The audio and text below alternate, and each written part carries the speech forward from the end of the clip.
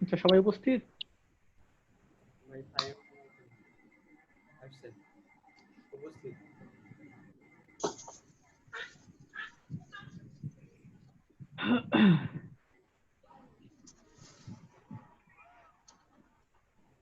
কি ব্যাপার, আমি রেজাকে 3 বার জয়েন দিলাম।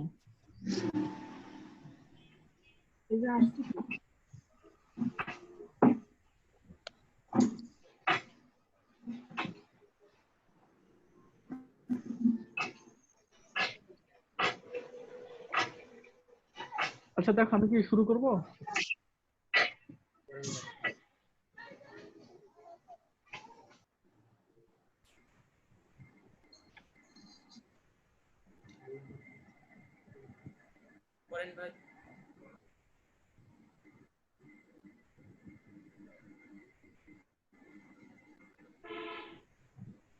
আচ্ছা দেখো তাহলে।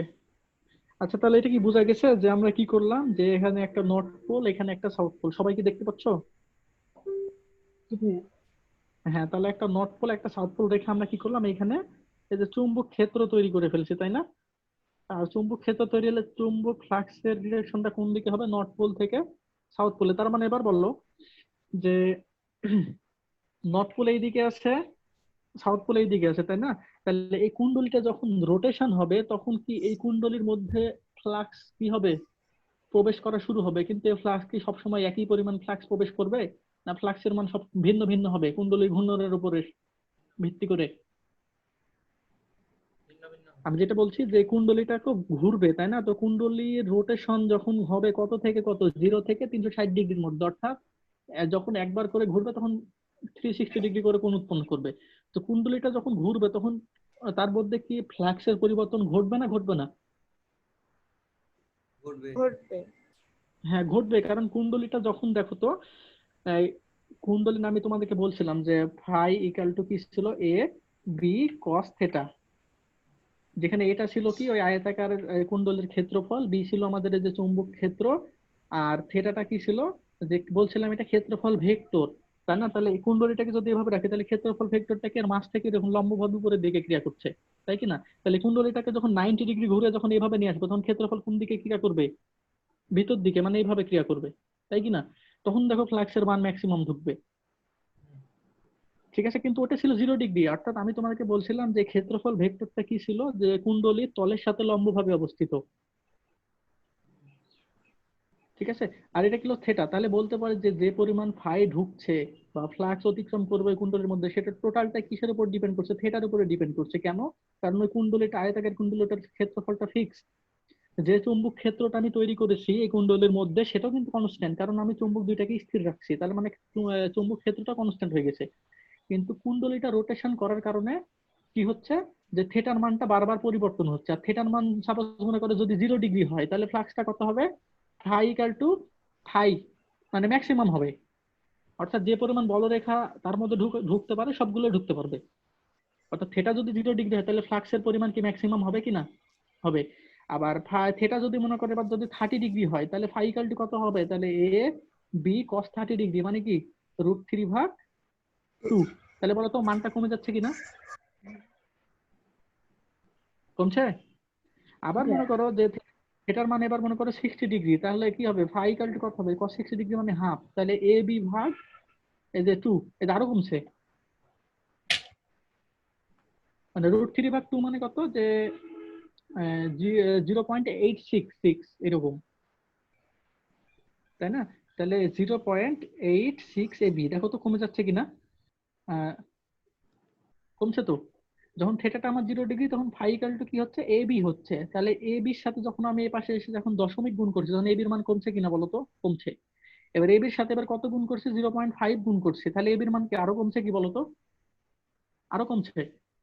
আবার ফাই ইকাল টু এবার আমি কত ধরলাম, যদি 90 ডিগ্রি হয় তাহলে এবার কি হবে বলতো? থেটা যদি 90 ডিগ্রি হয় তাহলে ফাই ইকাল টু কত হবে? 0 হয়ে যাবে। তাহলে 0। এবার আবার থেটা ডিগ্রি মানে 90 ডিগ্রি থেকে আবার বাড়াও, 120 ডিগ্রি করো, কি মান পাওয়া যাবে? থেটা যদি 120 ডিগ্রি হয় তাহলে ফাই ইকাল টু কত হবে? কস 120 ডিগ্রির মান কত? মাইনাস। তাহলে কত? মাইনাস এরকম হবে কিনা বলো তো? এ বি ভাগ 2। তো এই জন্য দেখো, আবার দেখো যে ফাইকালটা আবার তুমি বাড়াও, যদি 180 ডিগ্রি করো তাহলে কি হবে, থিটা যদি 180 ডিগ্রি করো তাহলে ফাইকাল টু কত হবে, cos 180 ডিগ্রি -1 মাইনাস এবি।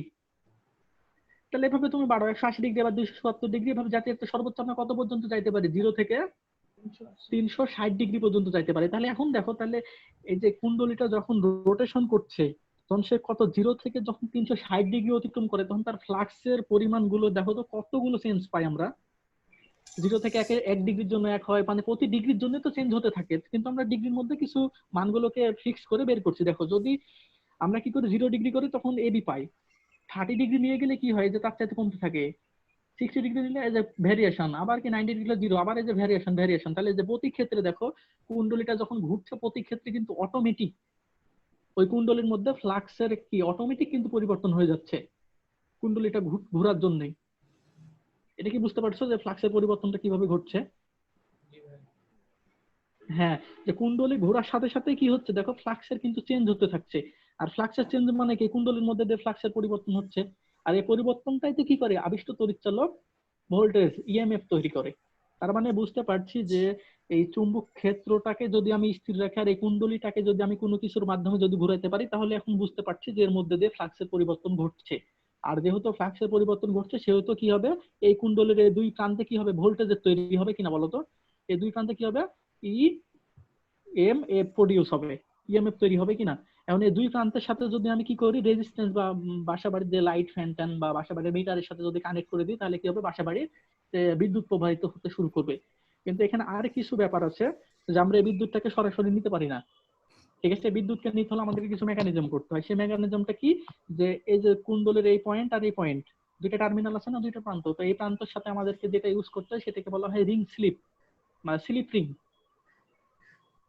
ঠিক আছে, কুণ্ডলীর যে আর্মেচারের দুই প্রান্তের সাথে আমাদেরকে দুইটা স্লিপ রিং লাগানো হয়। ঠিক আছে, যেরকম বৃত্তাকার, এ পাশে এরকম বৃত্তাকার আমরা কি লাগাই, স্লিপ রিং লাগানো হয়। ঠিক আছে, এবার এই রিং এর সাথে লাগানো হয় কার্বন ব্রাশ। কি লাগানো হয়, কার্বন ব্রাশ।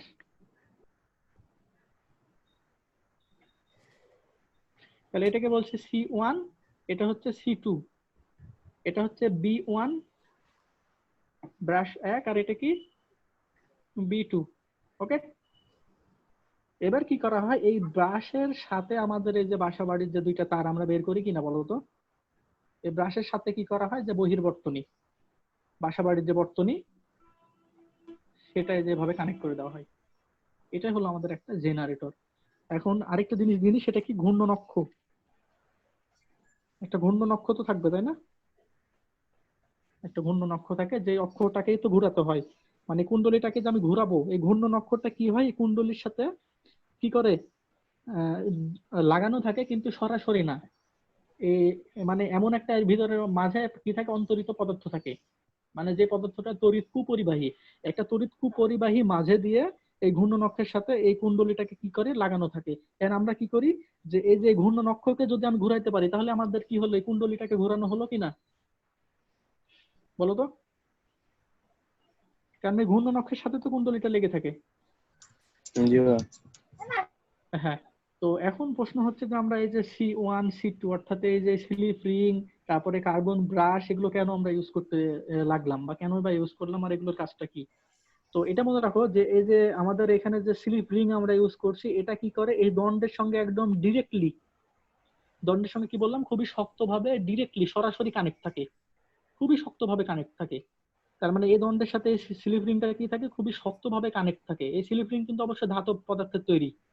ঠিক আছে, এভাবে কানেক্ট থাকে। আর এই স্লিপ রিং এর সাথে যে কার্বন ব্রাশ, কার্বনের তৈরি, এটা আলগা ভাবে কানেক্ট থাকে। আলগা ভাবে মানে কি, যাতে মুভমেন্ট করতে পারবে, কিন্তু সবসময় কার্বন ব্রাশ আর স্লিপ রিংটা কি হবে, পরস্পরের সাথে লেগে থাকবে, কিন্তু কি হবে, তারা মুভমেন্ট করতে পারবে, কিন্তু কেউ কারোর সাথ থেকে সরে যাবে না। মানে ব্যাপারটা হচ্ছে ঘর্ষণটা, বুঝো, মানে মুভমেন্ট করবে কি, এটা মুভমেন্ট করবে কিন্তু ঘর্ষণ করে মুভমেন্ট করবে, প্রতিনিয়ত এটা মুভমেন্ট করবে, কিন্তু কার্বন ব্রাশের সাথে সবসময় সেটা ঘর্ষণ করে থাকবে, ঘর্ষণ সৃষ্টি হবে। তার মানে কার্বন ব্রাশের সাথে স্লিপ রিংটা আলগা ভাবে লাগানো থাকে। কথাটা কি বোঝা গেছে? হ্যাঁ, তো এবার বলো কুণ্ডলীটা যখন ঘুরবে, এই এই যে আমাদের এই স্লিপ রিংটা কি হবে বলতো, এই স্লিপ রিংটাও তখন ঘুরবে। ঘুরবে মানে কি বলতো, তাহলে কার্বন ব্রাশের সাথে এটা অলওয়েজ ঘর্ষণ করে ঘুরতে থাকবে, ঘুরতে থাকবে কিনা। জি আমি ভাইয়া। বললাম যে কার্বন ব্রাশের সাথে এই স্লিপ রিংটা আলগা ভাবে লাগানো থাকে, পরস্পরের সাথে লাগানো আছে, কিন্তু তারা কি করবে, যখন ঘুরবে তখন মুভমেন্ট করতে পারবে। ঠিক আছে। ভাই জি ভাইয়া। আচ্ছা আমি ব্রাশটা বলো। কার্বন ব্রাশটা ঘুরবে নাকি ওখানে থেকে যাবে? না, এখানেই থেকে যাবে, তাদের মেকানিজমটা এভাবে ফিক্সড, কিন্তু এটা যখন রোটেশন করবে, দেখো তো কুণ্ডলী যদি ঘুরে তাহলে কি স্লিপ রিংটাও ঘুরবে কিনা। জি। হ্যাঁ, তো স্লিপ রিং যখন ঘুরবে তখন রিং এর বিভিন্ন প্রান্ত কি হবে, এই যে এই প্রান্তটা উপরে যাবে তখন এই প্রান্ত এদিকে আসবে, এটাও তো তখন ঘুরতে থাকবে কুণ্ডলীর সাথে সাথে। তো এই জিনিসটা কি করবে, অলওয়েজ কার্বন ব্রাশের সাথে ঠেকে থাকবে, কিন্তু যখন ঘুরবে তখন কার্বন ব্রাশের সাথে ঘর্ষণ তৈরি করে ঘুরবে, ঘুরতে থাকবে, কিন্তু সবসময় ঘর্ষণ তৈরি করবে। অর্থাৎ আমার যদি সংযোগ না থাকে তাহলে তো আমি আবার এখানে বিদ্যুৎ পাবো না, এই রেজিস্ট্যান্সে কি বিদ্যুৎ প্রবাহিত হবে, হবে না। তো এটা এরকম হয় যে আমি বললাম যে দণ্ডের যে এই প্রান্তের সাথে এই স্লিপ রিংটা খুবই শক্তভাবে লাগানো থাকে, আর কার্বন ব্রাশের সাথে এই আমাদের স্লিপ রিংটা কি থাকে, আলগা ভাবে লাগানো থাকে, লাগানো আছে, কিন্তু এটাকে কি করবে, মুভমেন্ট করতে পারবে, আর মুভমেন্ট করার সময় ঘর্ষণ করে করে মুভমেন্ট করবে। ঠিক আছে, পৃথক কখনোই হবে না, পৃথক হলে তো আমাদের এটা ওপেন সার্কিট হয়ে গেল। কি কথা কি জি। বোঝা গেছে? হ্যাঁ, তো এখন হ্যাঁ। এই যে C1 এর কাজটা কি, আর আমাদের কার্বন ব্রাশের কাজটা কি। তো ব্যাপার দেখো যে আমাদের কিন্তু দেখো ভোল্টেজ কিন্তু এই জায়গাতেই তৈরি হয়ে গেছে, অর্থাৎ এই যে কুণ্ডলীর আমাদের যে আর্মেচারের যে দুইটা প্রান্ত আছে কিনা বলতো, দুইটা প্রান্ততেই কিন্তু ভোল্টেজ তৈরি হয়ে গেছে। এখন এই ভোল্টেজটা যাতে পরিপূর্ণভাবে অর্থাৎ কন্টিনিউয়াসলি যাতে কি করতে পারে, এনার্জিটা ট্রান্সফার করতে পারে, এই ভোল্টেজটা যাতে কন্টিনিউয়াসলি যাতে প্রবাহিত হতে পারে, এই কারণে আমাদেরকে স্লিপ রিং ইউজ করা হয়। ভালো করে খেয়াল করো যে আমি যদি সরাসরি যদি এরকম হতো যে আমাদের এই যে আয়তাকার কুণ্ডলী এটা, আর তার দুইটা প্রান্ত বের হয়ে গেছে, তাই না, আর এই দুইটা প্রান্তকে যদি আমি সরাসরি বাসা বাড়ির তারের সঙ্গে যদি কানেক্ট করতাম, তাহলে যে ঘটনা ঘটতো, এই জায়গাতে আগুন আগুন ধরে যাওয়ার সম্ভাবনা তৈরি হতো, অর্থাৎ অগ্নি স্ফুলঙ্গ তৈরি হতো, যেটাকে বলে স্পার্কিং। স্পার্কিং তৈরি হতো কি কারণে তৈরি হতো, কারণ একটা জিনিস রোটেট করছে, আর ওই জিনিসের রোটেশনের কারণে যে ভোল্টেজটা তৈরি আছে ওটা কি দেখো তো এই জায়গা থেকে স্থির ভাবে প্রবাহিত হচ্ছে কিনা ওই কারেন্টটা। মানে আমাদের এই যে এটা কিন্তু ঘূর্ণন, এই কুণ্ডলীটা ঘূর্ণন, কিন্তু আমাদের যে বাসা বাড়ির যে বর্তনী, এটা কি ঘূর্ণন, এটা হচ্ছে অঘূর্ণন। তো যখনই হঠাৎ করে কোনো ভোল্টেজ যখন ঘূর্ণনশীল বস্তু থেকে যখন অঘূর্ণনশীল কোনো তারে প্রবাহিত হয়, তখন এই জায়গায় সাথে সাথে অগ্নিস্ফুলঙ্গ তৈরি হওয়ার সম্ভাবনা দেখা দেয়। এটা বুঝতে পারছো, স্পার্কিং গুলো তো বিভিন্ন মুভি টুবিতে দেখছো যে, বা বাসা বাড়িতে দেখো যে অনেক সময় কোনো ভুল ঘটনা ঘটলে কি হয়, আগুন ধরে যায় বা স্পার্কিং তৈরি হয়, এটা তো জানো। তো এটাই বলছি যে কোনো ভোল্টেজ যখন কোনো ঘূর্ণনশীল বস্তু থেকে যখন অঘূর্ণনশীল বস্তুতে আসে, তখন সেটাকে কি হয়, অগ্নি স্ফুলঙ্গ তৈরি হতে পারে এই দুইয়ের মাঝামাঝি। তো এই অগ্নি স্ফুলঙ্গ এড়ানোর জন্য আমরা এখানে ইউজ করছি কি, কার্বন ব্রাশ ইউজ করছি। ব্যাপারটা কি বোঝা গেছে? তাহলে কার্বন ব্রাশ ইউজ করার কারণে কি হবে, এখানে আর আগুন ধরে যাওয়ার কোনো পসিবিলিটি থাকবে না। মানে এই জিনিসগুলো আসলে কি জাস্ট সেফটির জন্য। তাহলে আমি যদি এই প্রান্ত ইউজ করি, তাহলে আমাদের এই প্রান্ত একই প্রসেস অবলম্বন করতে হবে, তাহলে এই প্রান্ত ইউজ করতে হবে, তাই না, কারণ এসি মানে কি, তাই সে দুই দিক থেকে ইলেকট্রিসিটি প্রবাহিত হবে। একটা প্রশ্ন ছিল বলো। ভাই, এই মানে এসি আর ডিসি মোটর মানে এর পার্থক্যটা কি? আচ্ছা আমি মোটরে আসি তখন একটু বলি, আচ্ছা। মানে যখন মোটরে আসবো তখন বলবো, মানে পার্থক্য বলতে গেলে তো এটা আর বোঝানো হবে না, সময় লাগবে। তো তো ভাইয়া এই ব্যাপারটা কি, জেনারেটর থেকে আমরা এসি ভোল্ট পাই না ডিসি ভোল্ট পাই? আমরা এসি ভোল্টেজ পাই, এসি কারেন্ট পাই, আর ইচ্ছা করলে আমরা ওই কারেন্টটাকে আমরা কি করতে পারি, ওই ভোল্টেজটাকে আমরা কি করে যে এই যে মেকানিজম এখানকার পরিবর্তন ঘটে, ওটাকে আমরা ডিসি ভোল্টেজও তৈরি করতে পারি। মানে একটা জেনারেটর মেইনলি এসি ভোল্টেজ তৈরি করে, কারণ কি দেখো তো সবসময় তার মধ্যে অল্টারনেটিং ফ্লাক্সের পরিবর্তন ঘটছে, আর ফ্লাক্সের পরিবর্তন ঘটলে যে ইএমএফ টা তৈরি হয়, সেটা কেমন হয় বলতো, তৈরিকৃত ইএমএফ টা এরকম হয় কিনা বলতো, এটা তো আমরা দেখছি। ভাইয়া এসি ভোল্ট পাই না ডিসি ভোল্ট পাই? কোথায় ডিসি ভোল্টেজ পাই? আচ্ছা আমি শুরুতে বলছি জেনারেটর দুই প্রকার, একটা হচ্ছে এসি জেনারেটর, একটা ডিসি জেনারেটর। আমি এসি জেনারেটর পড়াচ্ছি, ডিসি জেনারেটর যখন পড়াবো তখন হয়তো তুমি ব্যাপারটা বুঝতে পারবা। যে আমি চাইলে যে এসি ভোল্টেজটা তৈরি হচ্ছে এটাকে ডিসি তে কনভার্ট করে আমি বাসা বাড়িতে সরবরাহ করতে পারি। আচ্ছা আমি এখন কি পড়াচ্ছি বলতো? AC generator. এসি জেনারেটর পড়াচ্ছি, তার মানে কি এসি ভোল্টেজ তৈরি হবে আর এসি ভোল্টেজটাই আমাদের বাসা বাড়িতে প্রবাহিত হবে, তার মানে বিদ্যুৎটা এদিকেও যাবে আবার বিদ্যুৎটা কি হবে এদিকেও প্রবাহিত হবে। আমি তোমাদেরকে একটা ইয়ে পাঠাইছিলাম, ভিডিও পাঠাইছিলাম, ওটা কি সবাই দেখছো যে কিভাবে এসি কারেন্ট আর ডিসি কারেন্ট কিভাবে প্রবাহিত হয়? দেখেছি ভাই। ওটা দেখলে মনে হয় তোমাদের ধারণাটা ক্লিয়ার হওয়ার কথা, যে তোমরা অনেক সময় বুঝতে পারছিলে না যে এসিতে কিভাবে দুই দিক দিয়ে বিদ্যুৎ যায়। তো ভিডিও দেখলে আমি মনে করি পুরোপুরি ব্যাপারটা ক্লিয়ার হয়ে যাবা। ওইখানে ওটাই দেখানো হয়েছে। তো ব্যাপারটা বুঝো তাহলে, তাহলে এখানে যে ইএমএফ টা তৈরি হবে, তৈরি তো এই দুই প্রান্তে তৈরি হয়ে গেছে, আমরা তো চাইলে দুই প্রান্তের সাথে ডিরেক্টলি এরকম বর্তনী দিতে পারতাম, বা এখানে লাইট বা ফ্যান ইউজ করতে পারতাম, সেটা কি হতো, জ্বলতো। কিন্তু এটা না করার কারণ কি, এখানে আমরা কি করলাম, একটা রিং স্লিপ ইউজ করছি, আবার তার সাথে একটা কার্বন ব্রাশ ইউজ করছি। তো এর কারণটা এরকম, রিং স্লিপের কাজ কি, যে এখানে যে এনার্জিটা তৈরি হবে অর্থাৎ যে এসি ভোল্টেজটা তৈরি হবে সেই ভোল্টেজটাকে যাতে পরিপূর্ণভাবে অর্থাৎ খুব ভালোভাবে যাতে সেটা কি করতে পারে, কার্বন ব্রাশে যাতে সরবরাহ করতে পারে, সেই জন্য এটাকে কার্বন ব্রাশের সাথে কানেক্ট করা হয়েছে। আর এটা আলগা ভাবে লাগানো থাকে, কারণ কুণ্ডলী যখন ঘুরবে তখন রিং স্লিপটাও তো ঘুরবে, কিন্তু অলওয়েজ সেটা কার্বন ব্রাশের সাথে কিন্তু লেগেই থাকবে, ঘর্ষণ খেয়ে খেয়ে ঘুরতে থাকবে। বিচ্ছিন্ন হয়ে গেলে তো ওপেন সার্কিট হয়ে গেল, তখন তো কোনো বিদ্যুৎ যাবে না।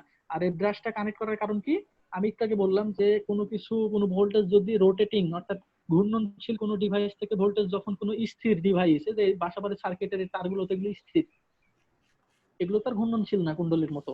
তো ভোল্টেজ যখন ঘূর্ণনশীল কোনো যন্ত্র থেকে যখন স্থির কোনো যন্ত্রে প্রবাহিত হয়, তো তাদের যে সংযোগ স্থল, এখানে সাথে সাথে অগ্নি স্ফুলঙ্গ তৈরি হতে থাকে।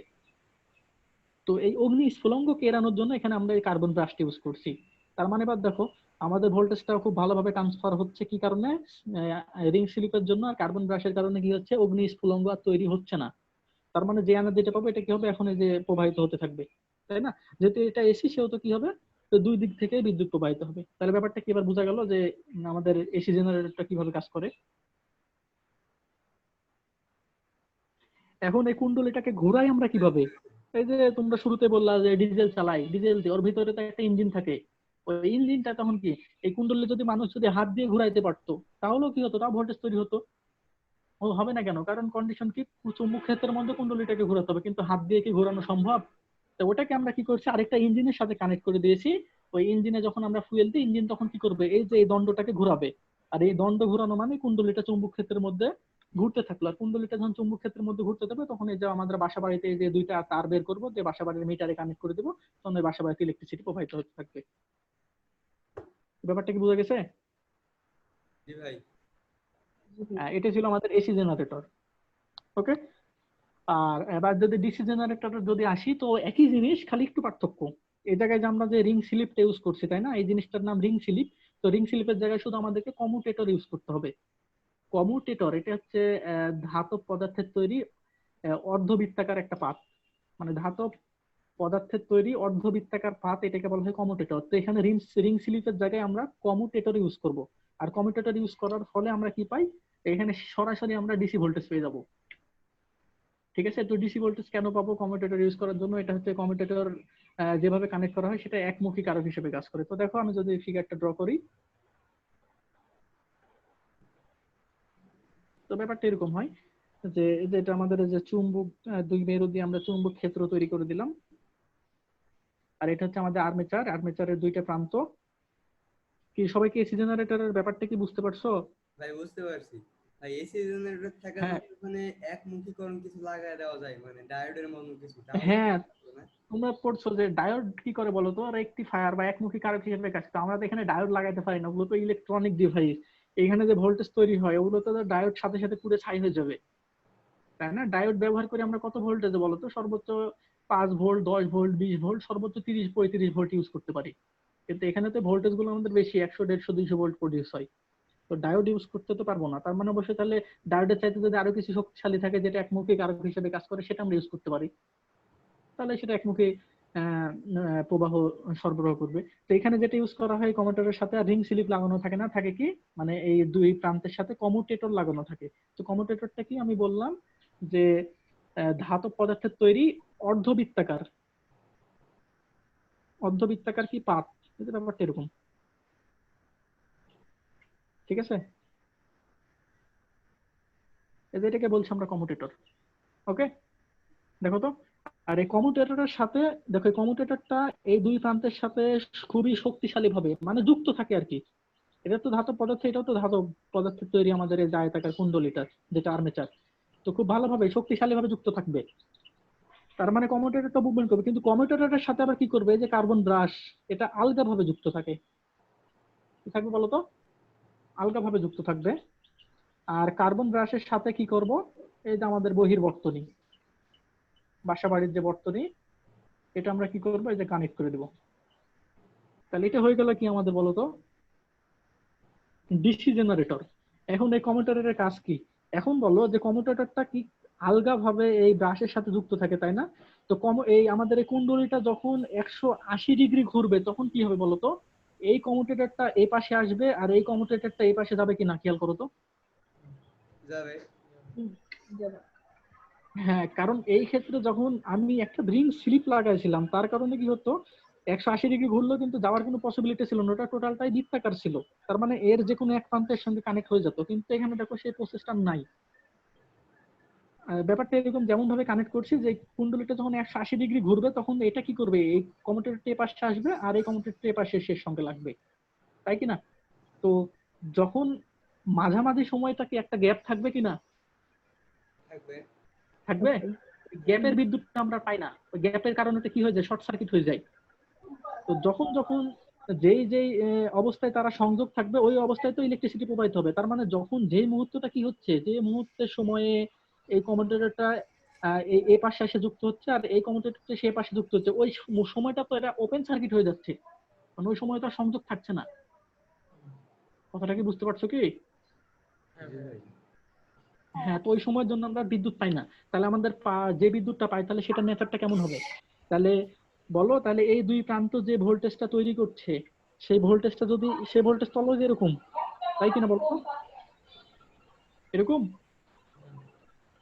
ভাই হাফ সার্কেল হবে না, উপরেরটা সূত্র। হ্যাঁ, আর আমরা যে হ্যাঁ আমরা যে ভোল্টেজটা পাবো সেটা কি হবে বলতো, ব্যাপারটা যে এইরকম হবে, এই ভোল্টেজটা আমরা পাবো। অর্থাৎ নিচের সাইকেলের জন্য আমরা ভোল্টেজ আর পাবো না, কারণ কি নিচের সাইকেল যখন কমপ্লিট হবে তখন কি এটা তো পরস্পরের সাথে বিচ্ছিন্ন থাকছে, তো এই ভোল্টেজটা আমরা পাচ্ছি না, তখন আমাদের এই ভোল্টেজটা কি হবে, এইরকম হবে। তো এটা কি আসলে ডিসি ভোল্টেজ? পিওর ডিসি না। এটাকে বলা হয় পালসেটিং ডিসি। কি বললাম আমি, পালসেটিং ডিসি। তো পালসেটিং ডিসি, তো ডিসি জেনারেটর কি করে, যে পিওর ডিসি ভোল্টেজ সরবরাহ করে না, পালসেটিং ডিসি ভোল্টেজ সরবরাহ করে। কথাটা কি বোঝা গেল কি? জি ভাই, বুঝেছি ভাই। কি ফাহিম, তুমি কি বুঝতে পারছো ব্যাপারটা? আমার সবকিছু উল্টা পাল্টা লাগছে, বুঝতে পারছি না। আচ্ছা, উল্টা উল্টা লাগবে কারণ এই ব্যাপারগুলো একটু ভিডিও দেখলে অনেক ক্লিয়ার হয়। ঠিক আছে, তারপর আমি সর্বোচ্চ আর কি তোমাদেরকে ব্যাখ্যা দেওয়ার চেষ্টা করছি। এখন আমি না বুঝতে পারলে আর তো কি করার বলো, মানে একটু চিন্তা করে দেখতে হবে, তুমি নিজে নিজে একটু চিন্তা করে দেখবা। ঠিক আছে, আর এর জন্য একটু পড়াশোনা করতে হবে। মানে পড়াশোনা না করলে তার ব্যাপারগুলো তো আর এমনি এমনি বোঝা যাবে না, যে এর ভিতরের মেকানিজম গুলো কিভাবে ঘটছে, বা যেরকম তো আমরা যে ডিসি ভোল্টেজটা পাই, এই ডিসি ভোল্টেজটা তো অনেকে মনে করে যে এইরকম হবে, তাই না? তো আসলে এরকম নয়, ডিসি ভোল্টেজের ওয়েভ শেপটা হয় এরকম। তো এটাও তো ডিসি ভোল্টেজ, এটাকে বলা হয় পালসেটিং ডিসি। কারণ কি, কারণ এই যে আমরা দেখো যে এটার পূর্ণ সাইকেলটাকে আমরা কি করছি, মাত্র অর্ধেক সাইকেলে কনভার্ট করছি। এই যে এটা একটা অর্ধেক সাইকেল, এটা অর্ধেক সাইকেল, এটা অর্ধেক সাইকেল। তার মানে আমরা কি করছি দেখো, যে সিগন্যালটাকে কিন্তু আমরা নাই করে দিয়েছি, যে একটা পরিপূর্ণ যে একটা সিগন্যাল ছিল এটাকে নাই করছে। এখন এটাকে যদি আমরা এই যে এরকম করতে পারতাম তাহলে তার আলো সুবিধাজনক হতো, তো আসলে এরকম করা সম্ভব হয় না, এরকমই আমরা পাই। তো এটাকে বলা, এটাও ডিসি, এটাকে বলা হয় পালসেটিং ডিসি। আর একটু কম করা যায় মনে হয়। আইসি কি সবাই কি বুঝতে পারছো? তো তোমাদেরকে যা পড়ালাম এগুলো আসলে পরীক্ষায় কিছুই দেয় না, মানে কখনোই আসে না এই সকল যন্ত্রপাতির যে ফিগার আঁকিয়ে তাদের মূল নীতিগুলো ব্যাখ্যা করা, বা বিভিন্ন যে পার্টস গুলো বা অংশগুলো আমরা ইউজ করছি সেই অংশগুলো সম্পর্কে ব্যাখ্যা করা, এগুলো পরীক্ষায় কখনোই দেয় না। তো আমি যেহেতু তোমাদেরকে এই অধ্যায়টা পড়লাম, এই অধ্যায়টার অ্যাপ্লিকেশন তো এই 3টা যন্ত্র, এই যন্ত্রগুলো কিভাবে কাজ করে এটা আর কি বোঝানোর চেষ্টা করলাম। ঠিক আছে, তো আমাদের বাকি থাকছে কি তাহলে যে বৈদ্যুতিক মোটর, মোটর আর ট্রান্সফরমার। ট্রান্সফর্মার। তো বৈদ্যুতিক মোটরের মধ্যে তোমাদের এখানে পড়াশোনা আছে শুধু ডিসি মোটর, এসি মোটর নাই। কেন নাই? এসি মোটর যদি পড়াশোনা করতে চাও তাহলে তোমাদেরকে আর কি ইলেকট্রিক্যাল ইঞ্জিনিয়ারিং এর বইগুলো পড়াশোনা করতে হবে, সুবহানাল্লাহ। কারণ এসি মোটরের অভ্যন্তরীণ গঠন বা পড়াশোনাগুলো অত্যাধিক হাই লেভেলের। আর যেটা জনক হচ্ছে নিকোলা টেসলা। তো ও আর কি এসি মোটরটা এই জন্য দেয়নি, শুধু দিয়েছে যে মোটর 2 প্রকার, এসি আর ডিসি। তো এখানে যে ডিসি মোটর দেওয়া আছে এটার আবিষ্কারক হচ্ছে টমাস আলভা এডিসন। তো এই ডিসি মোটরটা খুবই সহজ। এটা তো তোমরা দেখছো আর কি, যে ডিসি ফ্যান গুলো দেখছো বা যে সকল যন্ত্র খেলনাগুলো আমরা ইউজ করি, ছোট ছোট যে মোটর গুলো আছে ব্যাটারি ইউজ করে ঘোরানো যায়, তো ওগুলো হচ্ছে ডিসি মোটর। ঠিক আছে, আর এসি মোটর কি? এসি মোটর হচ্ছে যে বাসা বাড়িতে যে ফ্যান গুলো ইউজ করি আর কি, এসি কারেন্ট দিয়ে যে ফ্যান গুলো চালাই, এগুলো হচ্ছে এসি মোটর। এসি মোটরকে বলা হয় ইন্ডাকশন মোটর। হেভি জিনিস এগুলো ভাই। AC motor. হ্যাঁ, আর এই বাসা বাড়িতে যে বারবার তোমরা পানি বারবার উঠাও না, হ্যাঁ ভাই। মাটির নিচ থেকে যে পানি উঠাও মোটরের মাধ্যমে, এই মোটর গুলো হচ্ছে এসি মোটর, ইন্ডাকশন মোটর। বাসা বাড়ির এসি কারেন্ট ব্যবহার করে সেগুলো চালু করা হয় না। তো এসি মোটরের গঠন অত্যন্ত জটিল, ওগুলো ওই জন্য আর কি ইন্টারমিডিয়েট থেকে ওটা বাদ করে দিয়েছে, মানে দেয়নি আর কি। তো তাহলে নেক্সট দিন থাকছে কি, যে ডিসি মোটর থাকছে আর ট্রান্সফরমার। আচ্ছা দেখো, আজকে যা যা পড়াইছি কারো কোনো প্রবলেম আছে? কোনো সমস্যা নাই ভাই, এগুলো আমার প্রবলেম ভাই। আচ্ছা দেখো, যে আমি যেগুলো বললাম যে যে এসি জেনারেটর, তারপর ডিসি জেনারেটর, এসব অভ্যন্তরীণ গঠন বা এই সকল কার্যনীতি, এগুলো ব্যাখ্যা কখনো পরীক্ষায় আসে না। তোমরা বিগত সালের কোশ্চেন গুলো দেখলে বুঝতে পারবা, জাস্ট তোমাদের বেসিক গুলো ক্লিয়ার করার জন্য বা ব্যাপারগুলো জানানোর জন্য যে কিগুলো কিভাবে এগুলো কাজ করে, যাতে ব্যাপারগুলো আরো ক্লিয়ার হতে পারো, এই কারণে আর কি আমি বুঝাইলাম। ওকে, তো এই যে 3টা ডিভাইসের মধ্যে সবচেয়ে গুরুত্বপূর্ণ ডিভাইস হচ্ছে ট্রান্সফরমার। এই সম্পর্কে প্রশ্ন পরীক্ষায় বেশি আসে, এমনকি অ্যাডমিশন টেস্টে ট্রান্সফরমার থেকে প্রশ্ন আসে। কি কারণে? কারণ ট্রান্সফরমারে ম্যাথমেটিক কিছু ইকুয়েশন আছে, যে এক পাশের ভোল্টেজ আরেক পাশে কেমন হবে, এক পাশে যে কারেন্ট দিলাম আরেক পাশে কারেন্ট কত পাবো, পাক সংখ্যা কত রাখতে হবে। তো এই জিনিসগুলো বের করার জন্য একাডেমিক আর অ্যাডমিশনে খুব বেশি প্রশ্ন আসে ট্রান্সফরমার থেকে। ঠিক আছে, এমসিকিউ অনেক অনেক আসে। তো 3টা ডিভাইসের মধ্যে গুরুত্বপূর্ণ ডিভাইস হচ্ছে কি তোমাদের জন্য আর কি, মানে পরীক্ষা ভালো করার জন্য, সেটা হচ্ছে ট্রান্সফরমার। ওকে, তো তাহলে নেক্সট দিনে আমরা দেখবো যে ডিসি মোটর আর ট্রান্সফরমার। ট্রান্সফরমার 2 প্রকার, স্টেপ আপ, স্টেপ ডাউন। তো এগুলোর গঠনটা দেখবো, ট্রান্সফরমারের গঠন দেখবো, তারপরে যে ম্যাথমেটিক্যাল যে ইকুয়েশন গুলো আছে, যে এক পাশে ভোল্টেজ কেমন হলে আরেক পাশে কেমন ভোল্টেজ হবে, আরেক পাশে পাক সংখ্যা কেমন রাখতে হবে, এগুলো নেক্সট দিনে দেখবো। ওকে, তাহলে তুমি একটু সৃজনশীল গুলো প্র্যাকটিস করে নিও, মিলাই দেখো যে পড়াশোনা সব ঠিকঠাক আছে কিনা। ঠিক আছে, আচ্ছা ভাইয়া। তাহলে আজকে পর্যন্ত রাখছি তাহলে। আল্লাহ হাফেজ। আল্লাহ হাফেজ। আসসালামু আলাইকুম ভাই। ওয়ালাইকুম সালাম। আরে ভাই আদাব।